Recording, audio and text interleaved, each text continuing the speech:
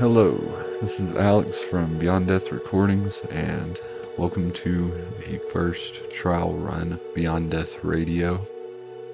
What we're seeking to do here is probably give some interviews or talks with various artists and labels. Also going to be playing some music from our labels and other artists that you might not have heard of, and give a little advertisement to some releases coming out from, friends and family. Today we are joined by Noah Corrow, flagship artist, longtime friend of mine, co-founder Beyond Death Recordings with me. We started this about a year and a half ago, pretty much helping each other and our friends' projects, and kind of expanded out into our local community and regional, and then it was all over the place. But it all began with Kudzu Wreath and later certain Agony. Noah, some of these questions are obvious to me and you, but for some of the people out there that don't know, what were some of your inspirations or introductions going into industrial EBM and all these things that you put together for your sound? So you got the classics whenever it comes to EBM specifically.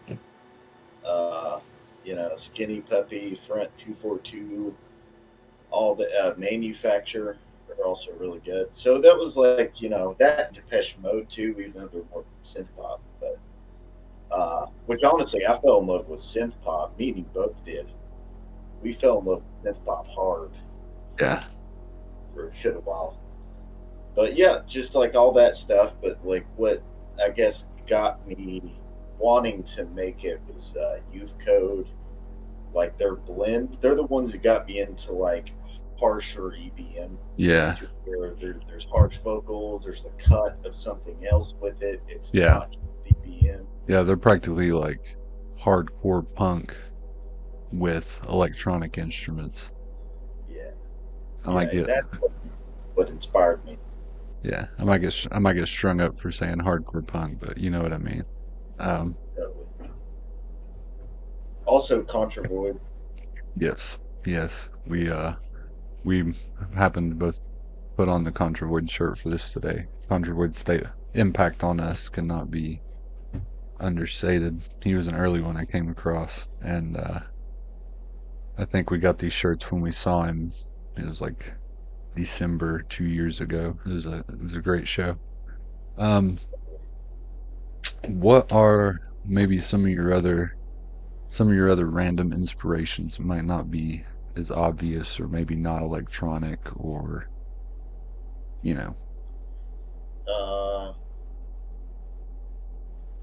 not electronic. Probably Michael Gira. He's just so good at everything he does. Michael Gira is a big one. As far as like metal and stuff like that, I'm really into post-hardcore, like emo. Right. Jam. Yeah. Whenever it comes to like the more power electronic side of things, like House Arafna, Uboa, Pharmacon, Lingua Ignota is a massive inspiration.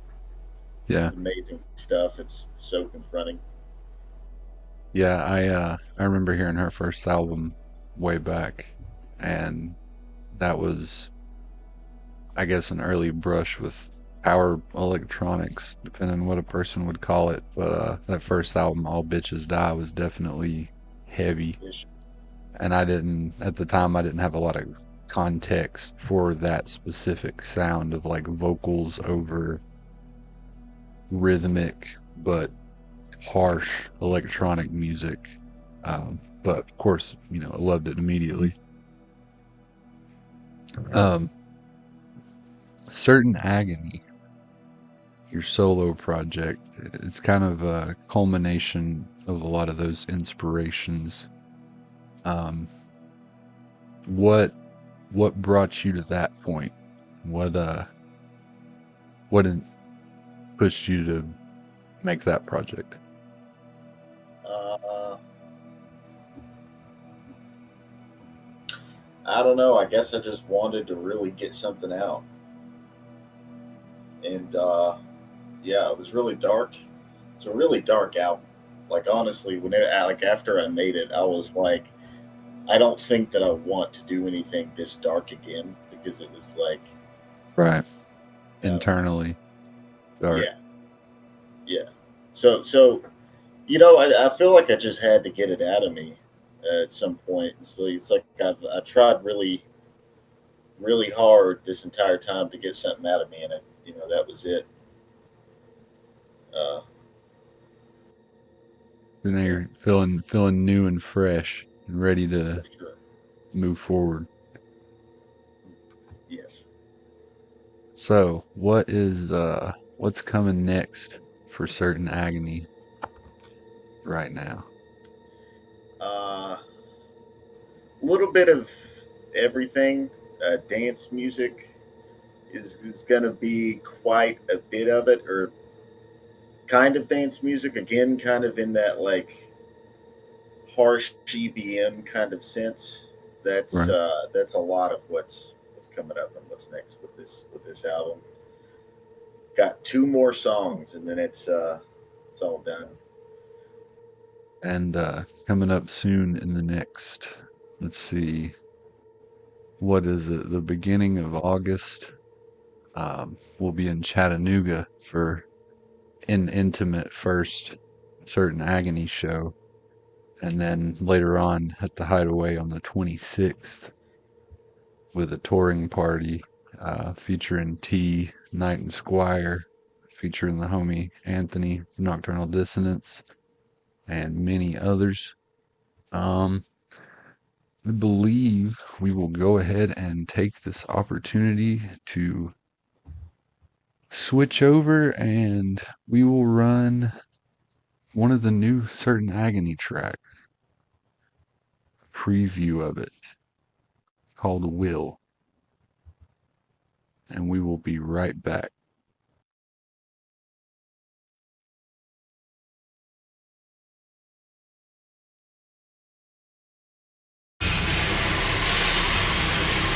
This world is the destiny of mankind controlled by some transcendental entity or law.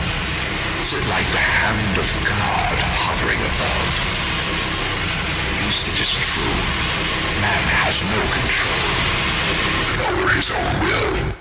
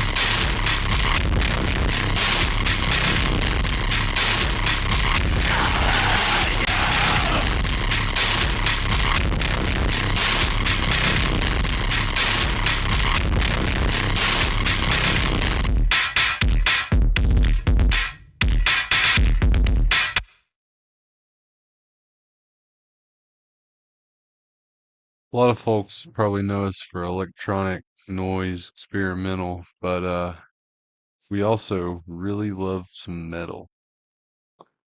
And I've really been enjoying this demo from And So We Asked for God. So I wanted to run one of these tracks. Heavy, slow, doom, noisy, death, just killer stuff. Recorded by some friends and family of the label.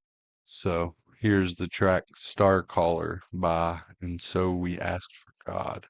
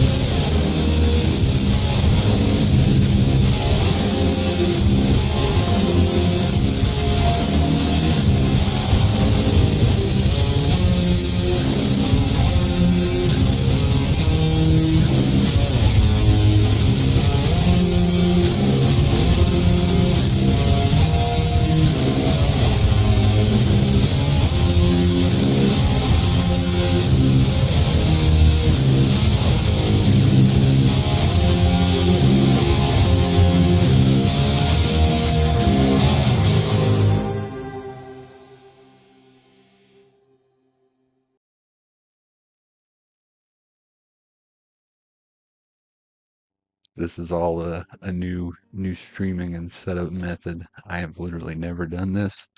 Had this idea yesterday, and now we are here. Um, yeah, it's really hard to overestimate the impact that some of the classics have, especially on me and you. Depeche Mode. I mean, everybody loves them, it seems like, but we were really obsessed with them for a bit, and it's funny to me now to look at people and be like, yeah, Depeche Mode is the reason why I decided I wanted to buy gear and start making electronic music. And then they see what we're doing and they're like, what the fuck? So, I mean, maybe with you, they could like have a little more of an idea, but yeah, they definitely.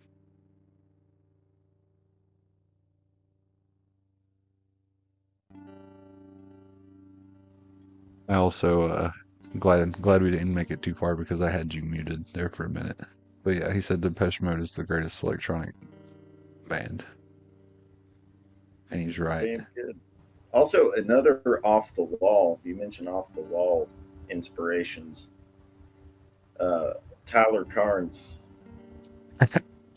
He's He's up there. He's up out there for me. out the door, off the wall, through the roof, Cave Depression, the hero. Um, if I would have been better prepared and naturally knew he was going to come up, I would have been prepared to pull up a video. Yeah, he is the monster. For those of you who don't know, Tyler is solo as Cave Depression, also the other half of Kudzu Wreath with Noah. He's been a long-time inspiration to us all, practically ever since we've known him. And man, the vocals are unreal. Yeah, they are. Vocals are insane. Just everything that he does is insane. He's just an insane guy. He's out there breaking rocks. Then he comes home and he just starts screaming until his throat bleeds. It's just Yeah. That's the type of guy he is. Yeah, yeah. He the Terrifier, the Mouth of the South. The vocals are really, for me, I remember back the first collaborations, Last Chance and Prometheus. Last Chance being a Cave Depression remix, and Prometheus was the first track that became Kudzu Wreath. Yeah, you really don't realize how loud Tyler is until you're in a double wide silent with barely any carpet. Fucking deafening. He's goddamn so loud. Yeah, he's known for screaming without a mic. You know, on stage violence to himself. I was trying to check the deck over here and see if I had any of his music pulled up but I don't, other than Kudzu.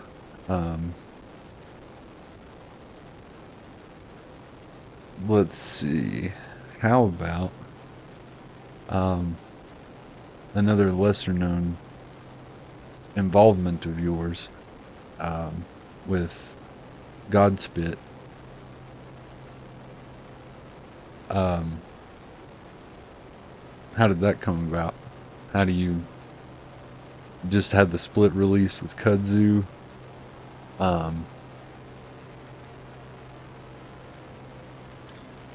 God.spit. It came about like I don't know. It's like we were both wanting to do a project with our own vocals. That's how we really started it. Is we both wanted to do vocals. We both wanted to figure them out. And like, you know how people are whenever you're starting something out. It's like people get really shy and nervous and like don't want to do shit in front of other people, but he just doesn't give a shit. So, like, Godspit kind of came out of that attitude of, yeah, I'm going to do this and I'm going to scream. And, yeah. Yeah, And it's and helped me out a lot. It's helped me out a lot. the the visual aspect and storytelling aspect of Godspit is so cool, and I'm eager for more of it to come out with future releases. That's all him. He's the mastermind. Yeah, yeah. Visuals. The He's whole good at it. it's the video was great, shot on VHS, featuring both of you acting in the full get up. Is great. That was an early smash single for us once we really started getting established around last October, which is kind of whenever I consider the proper beginning of the label, because that's when we really started getting out and making tapes and all that. And yeah, we're excited to hear some more from Godspit. Um, I was actually thinking we need to give CTRL-V a spin from the split. That one was a killer, featuring our buddy Grant. A little bit more upbeat. Yeah, definitely a little bit more upbeat and kind of, it's a little jipper. It's a little bit Yeah, fun. yeah. It's a whole lot of fun. Um, yeah, that one's great. Featuring the law evading vocal stylings of Grant, our one of our genius minds behind the scenes of Godspit. Straight up. Uh, yeah, he contributed vocals to this one. His first musical public contribution. We were evading the censors by sneaking in the Hellraiser. Um, and then there's all kinds of guest vocals and stuff in this. At the end of it is my one of my only vocal contributions on the record. But let's see. Let me see if I can. I always forget about that, but yeah, we ended it with you. Damn. Well, I got over there to the house and we were trying to work on the collab for Compromission Record uh Yeah, yeah. for the Psychological and Sanitary split or compilation. And which I was pumped. I was pumped that we got it. I got asked on it, and then we did it together. And it was like I was next in line waiting at the studio, and I was just like, watched y'all go back and forth over the end of that song for a good while, and I was like, all right, let me take a jab at it. And it was good enough with some layers and stuff. But yeah, let's shift over to that one. Give that one a spin.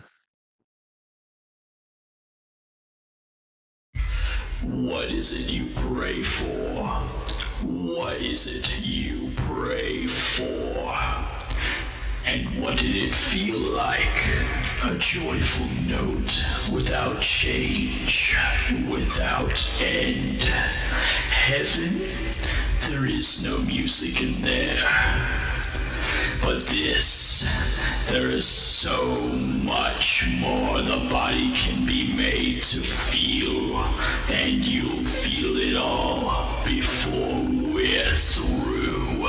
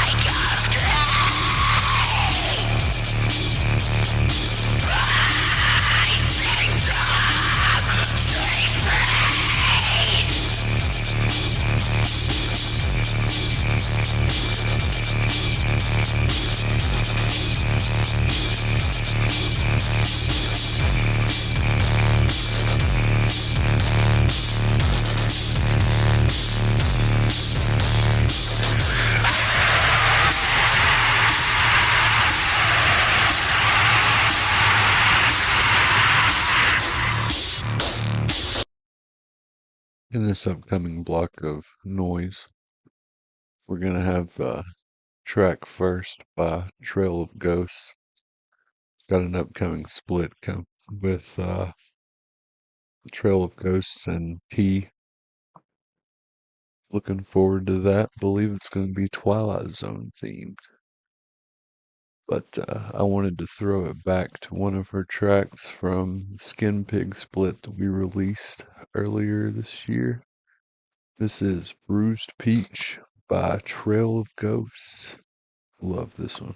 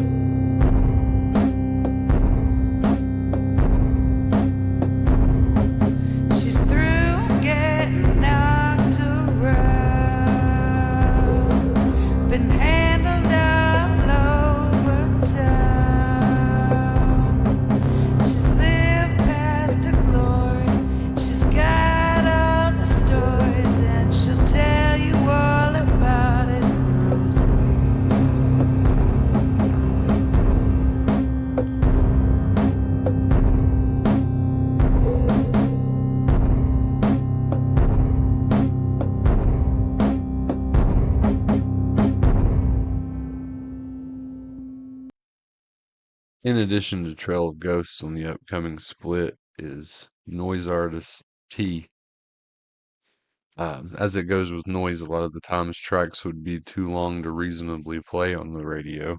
So we have an exclusive track here, Roaches, specifically for this show. Where we're gonna save previews of the split tracks for later. But give this one a spin. This is Roaches by T.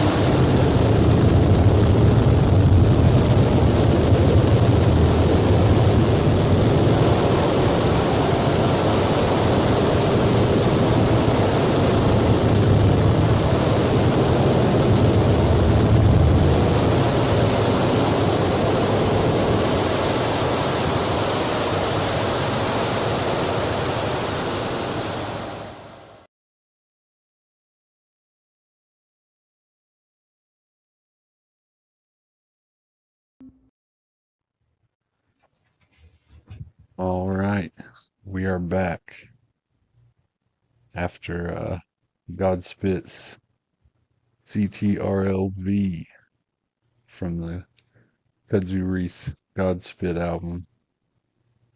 Split just came out, available everywhere, anywhere you like to listen. That one's widely distributed. So what's on your mind? Uh, Not much in this noggin. I did want to ask you a question. All right. Where do you see this label in 10 years? Well, we we just passed year one, I think. It depends on what you call it. Um, the technical beginning on paper, I guess, was the Kudzu Wreath single in like January, like 2 years ago now, almost. But really got started in October. Um,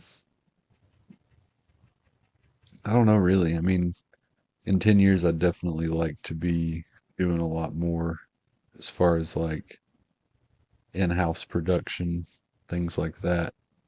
Um, you know, everybody definitely wants to make some sort of a living off of art, but it's increasingly difficult in the world we're in, especially dealing with such a niche product.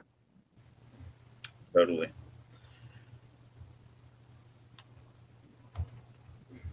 Yeah, it's not easy. It's not easy just having like a regular job and then trying to make it off that. So to make it off of art is very difficult. But Yeah. Yeah, it's difficult enough to make it by with a conventional job, much less you know, making it off of cassette tapes and, traveling and things, but plenty of you people never do. know. But yeah, Yeah. Yeah, there's only one way to find out. I Um, mean, I personally want to make that jump at some point. yeah. Which it always requires the same thing for everybody. You just got to literally just got to do it, but you also want to mitigate the risk of just getting up and doing it. Yeah. Yeah,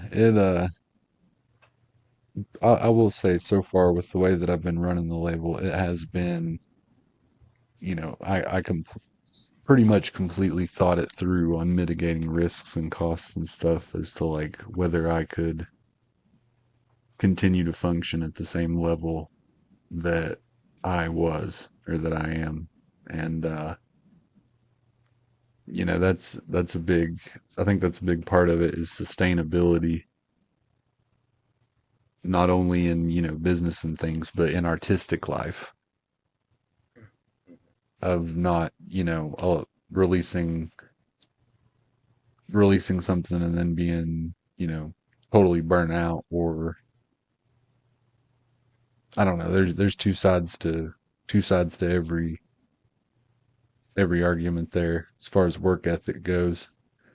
But I definitely tried to think it through and pretty much every step of the way try to check and be like, is this manageable? Can I like continue at this rate on and on and on?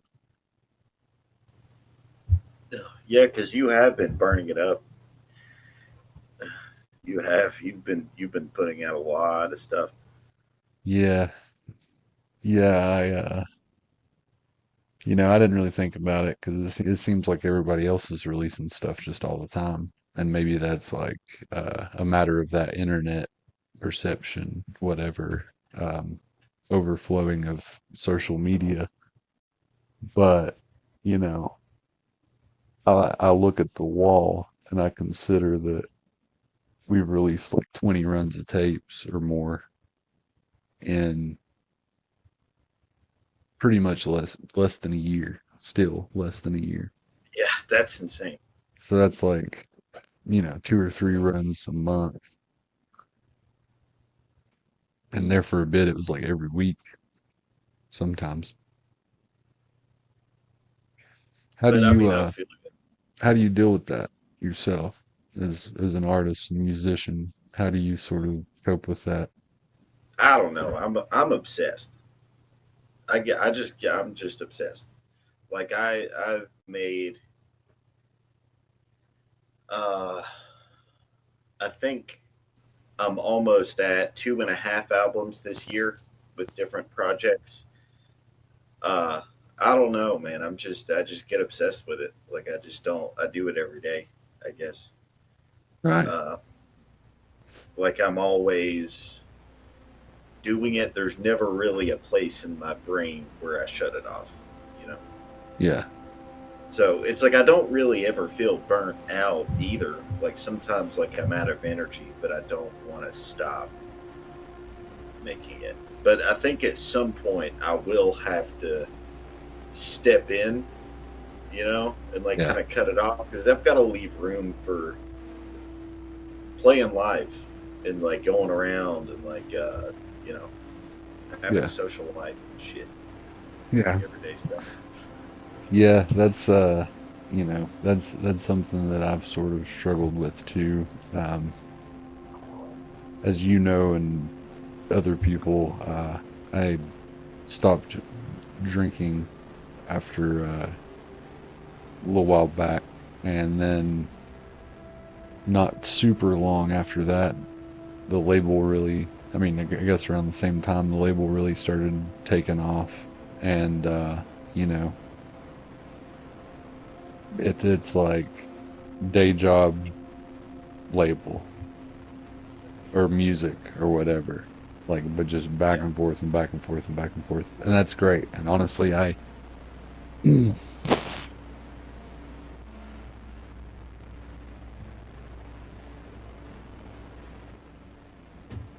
hello, there we are. But you know, that's what I wanted for myself, was to picture myself a life where music and art was at the focus, I guess. And but you know, that is real, and that, you know, I'm tired and don't want to stop, sort of thing. That's real. That's, you know, sort of what I've went through as we've taken this little break this month.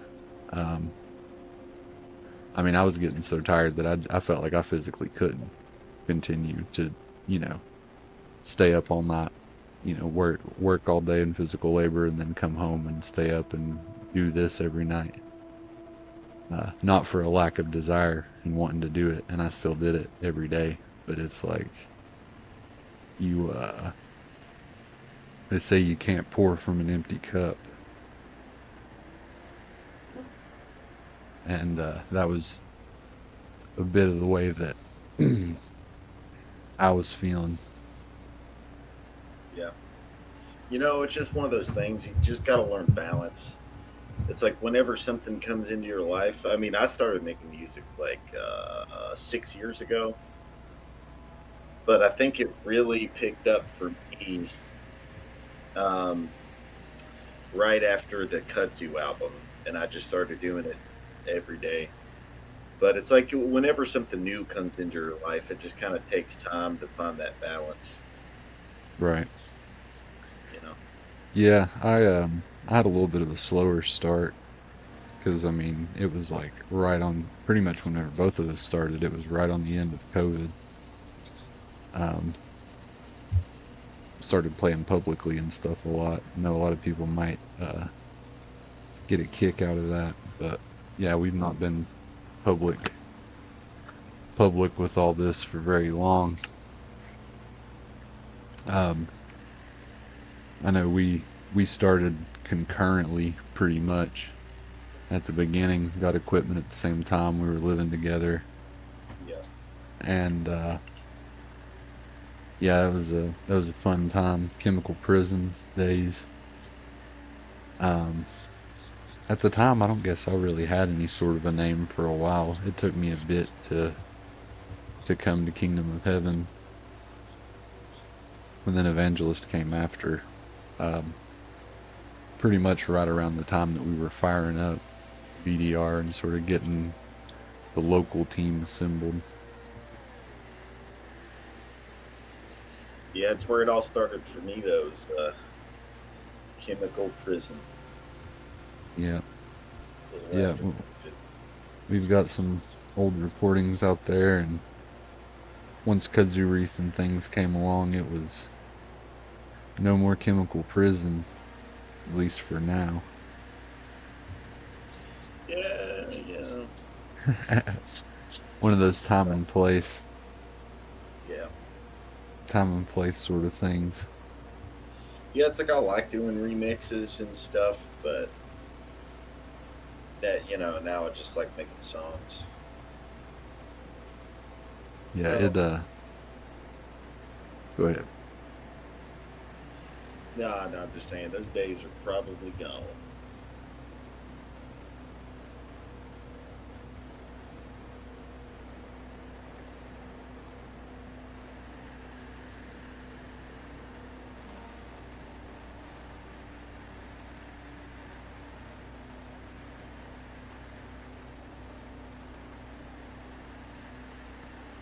Really great love for Kudzu Wreath. I mean, probably first and foremost, before anybody else, in a sense. You were there for the first half of the album. Yeah, yeah, Yeah, and then I was listening.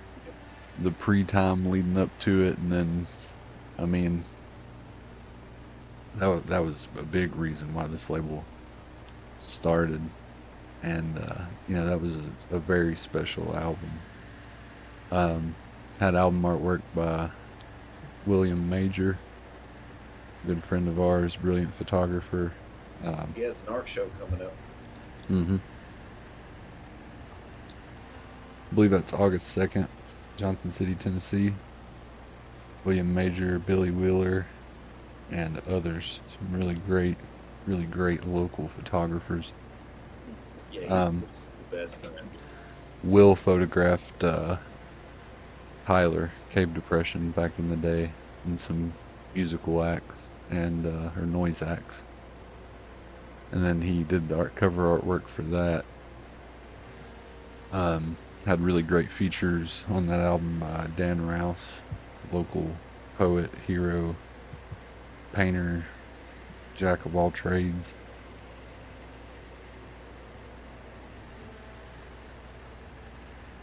Killer saxophone featured by Joey Spirit Iron Knife. He's probably one of my favorite, one of my most inspirational local acts to me. I think he probably gets tired of hearing me say it, but I think with music a lot, there's a certain bit of like, they say there's nothing new under the sun, and people are like, do your own thing or whatever, but there's something to be said when you look at somebody doing something and you're like, wow, I want to do that, or like, I really like that, or I like the way that sounds, or like, I feel like I could do something with this. That's an awesome feeling, you know? Totally.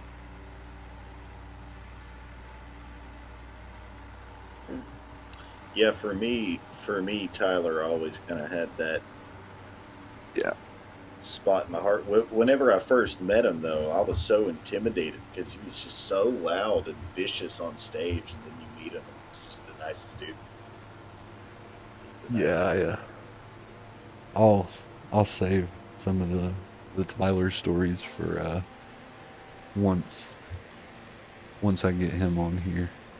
We need to do like a team one with all of us. Yeah, that'd be awesome. Maybe do it in person or something. But yeah, Joey, man, of course he was one of the first ones that I saw because he's remained active, as far as I know, for pretty much ever since he started, and so many killer sets. Him smashing the tape player at the 20th anniversary of the Hideaway Noise show. That was a legendary show.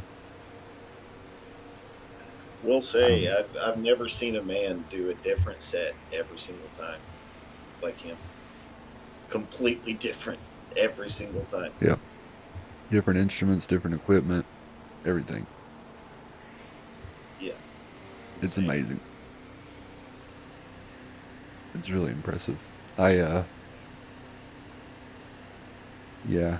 Hey, that I guess that was the biggest thing for me because it's like, it's one thing to master equipment, and I guess this is kind of a side of the spectrum that I'm on, is like it's one thing to master equipment, it's one thing to master an instrument and all this, but it's like there's something to be said of adaptability, and like it's always really impressed me when somebody can work with anything they got, and whatever they want to use, like not being tethered by genres or the opinions of others or whatever, like this isn't noise or this isn't, it never Yeah. mattered. It seemed like it never mattered to him, and that always really inspired me. Speaking of like local inspirations, Patrick and Todd both heavy heavy inspirations from those guys. Oh yeah, yeah. Which Todd taught me everything Mm. about mixing. So I've kind it's of got that with him. it's funny, there's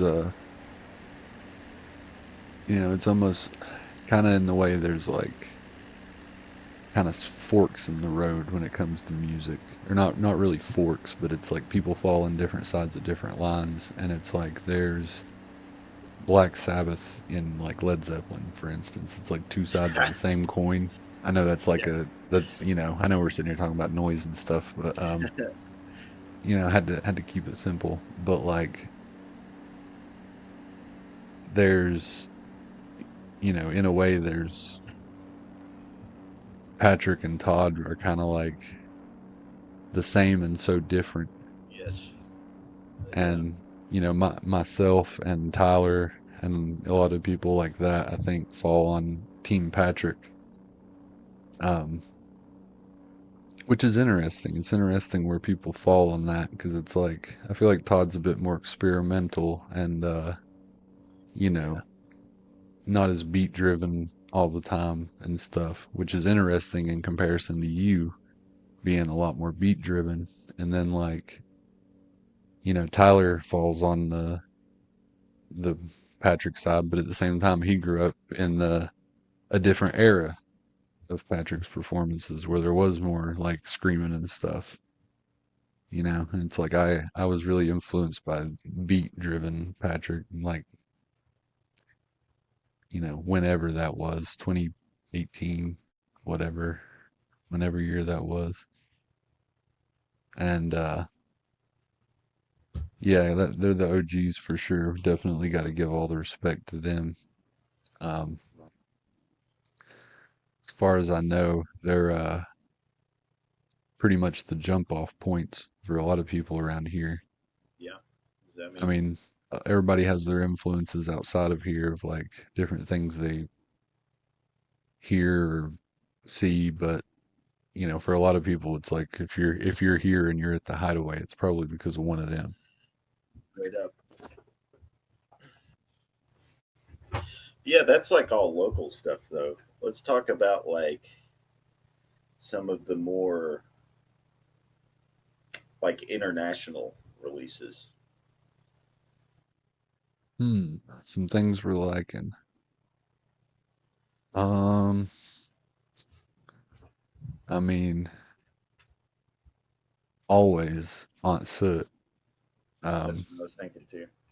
the legend, the Mon Ami. That was a huge album. Uh, Gender is the Bastard is from the UK, I think, and then me and Chris, Absurd Reality, and Serafita. Um, we're all from the United States, and then Smog and Ago. I'm not sure of how to pronounce it exactly. Apparently, it's not English or French. I don't know, but they're all over in France. So I mean, that was a fun time. big release. What have you been enjoying? I was gonna say the same. Auntsoot. Uh, he's an insane artist. Out of like all the BDR releases, he's probably the one that I listen to the most. Him and Skin Pig, for sure. Yeah, that Skin Pig was a smash favorite too. Um, which there's, I guess if there's a couple new Skin Pig releases and things coming up soon. It's gonna be a really fun time. Um, yeah, it was funny. Both the first Certain Agony album and uh, Skin Pig came out at roughly the same time. Or my first release with Skin Pig came out at roughly the same time. Both roster artists, the two roster artists I added in the last round. And I'll be damned if both of you didn't turn around 3 or 4 months later and be like, "Hey, time for the next one." And I was like, "All right, I'm definitely not going to turn it down. Yeah, yeah, I'm I'll turn excited it up." to hear the new Skin Pig. As far Yeah, as my album goes, it's we've got a lot of collaborations on this one, so it's gonna be a little while, I think. Because collaborations they take time, especially whenever you're not in the same state as the person. A lot of these people were not in the same ooh, geographic area. yeah, So yeah. And then you get to, uh, I don't know how much I should say. You get to different levels of artists in a sense, or different, I don't know, different levels of different approaches, if nothing else. You different know, approaches, different levels of busy. yeah, different levels 'Cause of I think busy, that I'm busy, but like I've noticed that like the people who do this full time, they're busy, busy. They're just nonstop. right? So you Which have to have a that little bit of patience. there's a lot to that too. Sometimes it's genre, sometimes it's physical location. There's a lot of things to that. But in cases like ours, we're doing it all ourselves, and mixing, mastering, uh, have access to studios, but you know how it goes. Um, the money's going into everything else. Totally. Which, not that everybody's money ain't going to everything else, but yeah, I definitely believe these features are going to be worth the wait. We'll say that. We won't drag them too long, too hard. Um, I guess this would be a good opportunity to run it back to the I love it when it happens this way. The song Certain Agony by the project Certain Agony from the album Certain Agony. I I think I think this would be a good time to let her rip. What do you say? Yeah, yeah, I'm cool with it. All right. We will be right back after this.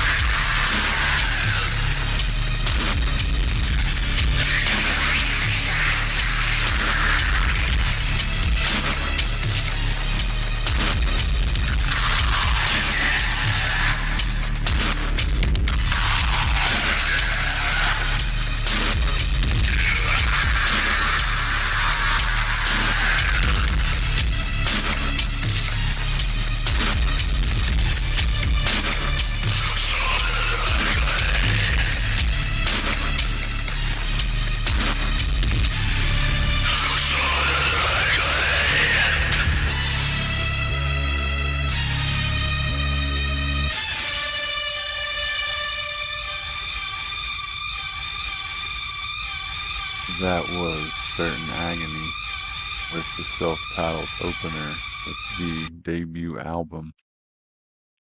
I'm going to go ahead and take this opportunity to roll a couple more tracks. Up next, I wanted to play I'm Gonna Grow Up and Break Someone's Neck from a wonderful artist called I've Never Been Here Before. We recently made tapes to support her tour, and from what I understand, they sold out. We still got a couple available. Girl just released on July 12th, and Cunts, See You Never Then Suckers releases on the 19th, I believe. So here's I've Never Been Here Before with the track I'm Gonna Grow Up and Break Someone's Neck.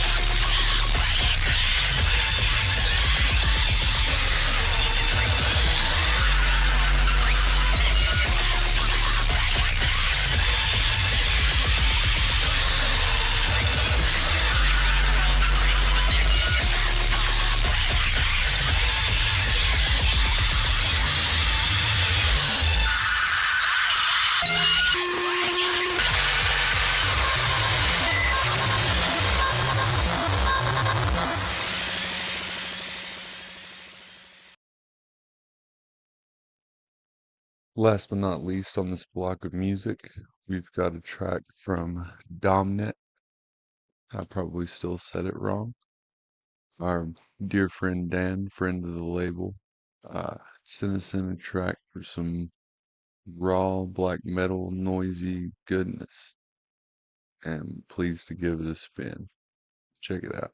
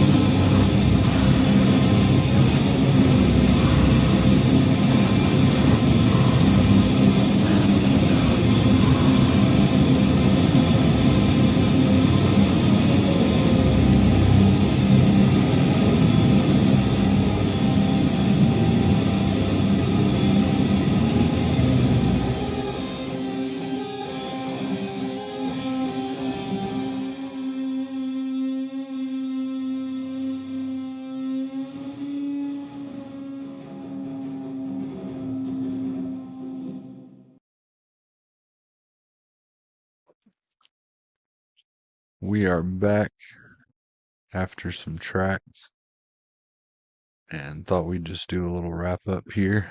Let me make sure the Discord and everything is on. We've got a couple new releases coming up. There will be a split from P and Trail of Ghosts. That'll be one of our only cassette releases this month, I believe. My solo album under my personal name, Everything as It Should Be, by Alexander Yates. That'll be coming out at some point soon. I haven't really set a date for some reason. I've kind of just been, this has been on a back burner thing in a way. You said we're gonna have some new Certain Agony singles. As soon as possible. Probably announced in like the next couple days or something like that. 5 days or so, hopefully announced properly. Which I have no idea when this will come out. I don't know, maybe this weekend. So these things might have already been happening. But we also recently had the Kudzu Wreath Bloodline single come out. We're very pleased with the response to that. Thank you all if you've listened. If you haven't, it's one of the straight up heaviest, I guess, darkest ones yet, in a more direct way. Yeah, pretty harsh, pretty blistering. You really leaned in a bit to more of the power electronics, harsh noise of Cave Depression, rather than a little more of the more beat driven things. It's nice. I think the harsh heads are enjoying it too. Yeah. Yeah, I think that's the new direction, really. As far as it stands, we're just trying to make like anti music with this Radio Shack machine, and it pretty good. Oh yeah. Yeah, and you recently invested in the Octo track. Fuck yeah. It's gonna be a fun development. I can play live. Reliably Yes, fuck the without laptop, dude. without worrying about drivers dying and everything. Damn, Everything goddamn. in the world, power supply, everything in the world that could go wrong. You've had with your full digital setup. Yes. Yeah, that's over. So no live for now. So that's nice. It's a big plus. And we'll be coming to them live.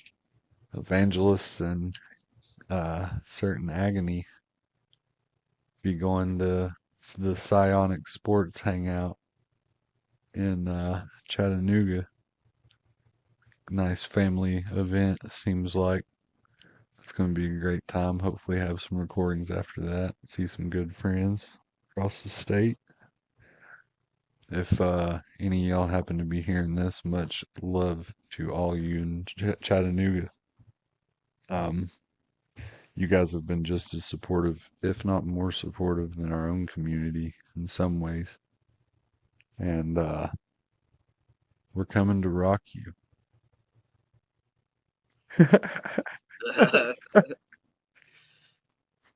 I think that is a good time. Hell, let's see what we got. What we got?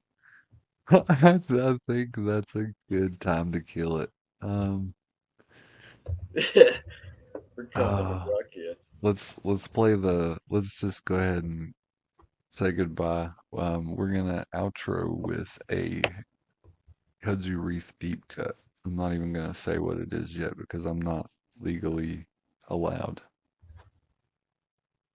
So if you've made it this far, thank you for tuning in. We'll be dialing in this method, and we'll see you soon. See ya.